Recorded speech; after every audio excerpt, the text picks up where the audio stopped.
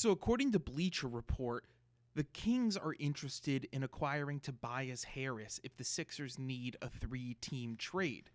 Now, this whole three-team notion with a contract like Tobias's going out might immediately get people thinking about how they can spread assets and cap across two teams to get a star from one of them. Action Network's Matt Moore reported that the Kings would be getting Harris in a three-team deal that adds a star player to the Sixers. However, as we've talked about on this channel already, Morey and the Sixers seem a lot more likely to upgrade around the edges than to add a star right now. Especially as Shams reported last week, if we're supposed to take his word at anything. So that same Action Network piece actually had Tyus Jones as part of the plan, but that was immediately nixed by a source close to the Sixers organization. So I think we can also say goodbye to the possibility of a Tyus Jones addition at the trade deadline. Now, I like Tyus Jones a lot as a player. I think his absence actually speaks a lot to the Grizzlies' struggles this year. But if he was strictly going to be a backup point guard, I don't think he would have been worth the $14 million price tag anyhow. And you also probably can't have both him and Maxey out there together as your guards for the sake of defense and size. Now, I want to talk about Tobias Harris's value and what he's worth on the market right now. So he is on an expiring contract at a whopping $39 million. And frankly, teams aren't going to like that value. As Sixers fans, we don't really like that value. We all know that. And teams, they're not going to be dying for that unless they're desperately in need of an upgrade at the position. So he's 31 years old. He's only shot 40% from three in that 80-game stretch over 2 years when he was with Los Angeles. And it doesn't necessarily look like he's getting any better as a player late in life. His scoring volume is slightly up this year without Harden on the team, but he's actually down in three-point attempts and percentage at 35% on 3.5 attempts a game. Now, I know that 5% difference between 35 and 40 sounds small, but that's kind of the difference between an average player and an elite player when you have that big of a sample size for three-point shooting. So, why do the Kings want Tobias Harris, and how badly do they want him? I think simply they need an upgrade from Harrison Barnes if they want to make any noise in that very loaded Western Conference. His chunky salary is nowhere near his production output, and it's almost like a 1/3 scaled down version of our current situation with Tobias. They're also not going to get rid of Keegan Murray because he's the one draft pick they've really hit on in the last few years and of this generation of the team since Fox. Fox was so long ago. They're really going to ride him out as part of this really young core, and I can see why. He's really a great young player and has a lot of room to improve. Looking at the roster, you also have Kevin Huerter, who seemed to play himself out of the rotation in late December, but has been working his way back up and is at 24 minutes a game on the season and playing decently well again. He's raised his percentage up to near 36% on high volume despite the 24 minutes a game, but that's not the number we're used to for Kevin Huerter. We're used to the 38 to 40 range. So, if a team takes a flyer on him, maybe it is a situation where he just has to be in a different environment to thrive, and he shoots 42% on, 5 threes a game off the bench for the Sixers. Hey, who would say no to that?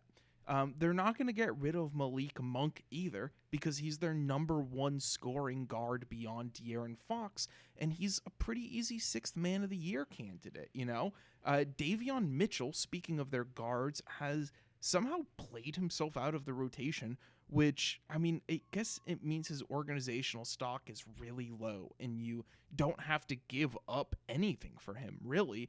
And frankly, I don't know if you guys have been watching the Kings on League Pass the last couple years, but I really like what I see from him as a backup point guard. He has a great defensive awareness. He's very smart. He's athletic. He's a smart playmaker. He can work on the shooting, but he's a legit good player. But then you take a step back and it's like, okay, so that's ideal for maybe the third, maybe the fourth piece in the Tobias Harris trade. We got to figure out the top end of that deal. What would a Tobias Harris trade actually look like? Now, beyond this upcoming draft, which they have one protected pick, which might convey, the Kings have their own picks, but how many of them would they be willing to give up for a Tobias Harris rental? How win now are they really?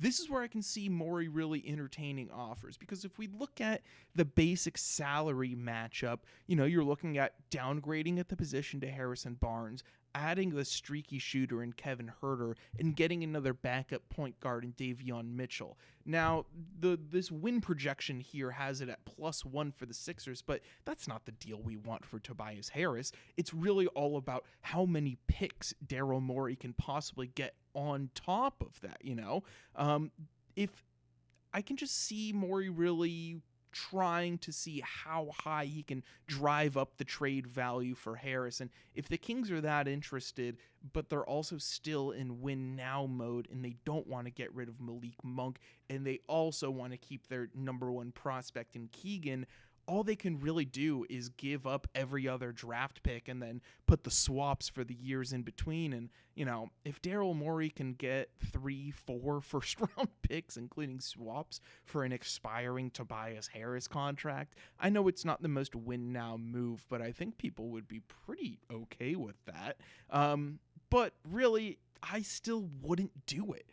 The only way that you could get me to engage in a two-team trade with the Kings was if they gave up on Keegan Murray, or if Malik Monk suddenly became available. Frankly, Malik Monk would be perfect. He is a high-volume scorer who can come off the bench and just run an offense on his own, explode from three-point range once in a while, and really be okay with taking a back seat when the starters come back in, and also have nights where he's hot enough to leave him out there for the last 3 minutes of a close game. I mean, we saw how competitive the Kings were with the Warriors in that series last year, and a large part of that was because of Malik Monk. So, those two scenarios seem like a stretch, though, right? So for the sake of the Sixers' success this year, I would hope that they hold off on this round of Tobias Harris offers if they're dealing with the Kings, because those are the situations we've talked about. It's either going to be those very marginal guys that you're getting around the edges, plus potential draft capital, maybe, depending on the value of Harris right now, or the Kings are going to be involved as a facilitator in a 3-team deal. And frankly, as we said, Tobias Harris for a real star, I'm not sure. I mean, I'll swap expirings if there's a better expiring contract, but if the 3-team deal is how they get LaVine, I'm absolutely saying no to that. And as I said, I'm saying no to any 2-team deal with the Kings for Tobias Harris unless you throw, there's no way they're throwing in Fox or Sabonis, but unless you throw in Malik Monk on top of that salary matching in the picks, or you throw in Keegan Murray on top of that. So that is that on that trade speculation. And I think there should already be a video up on the channel, if not very soon, on Embiid's massive night last night against the Spurs. I mean, to put up 70 on basically the future face of big men in the league is so unbelievable. And it's just, forget about furthering the campaign for his MVP. He is just cementing his legacy in history. And so obviously check out that video on the channel. If you haven't subscribed, go ahead and subscribe. And I think I'm going to wrap it up there, as the construction noise here in Old City, Philadelphia is starting to leak into my apartment. Time to sign off. Go Sixers.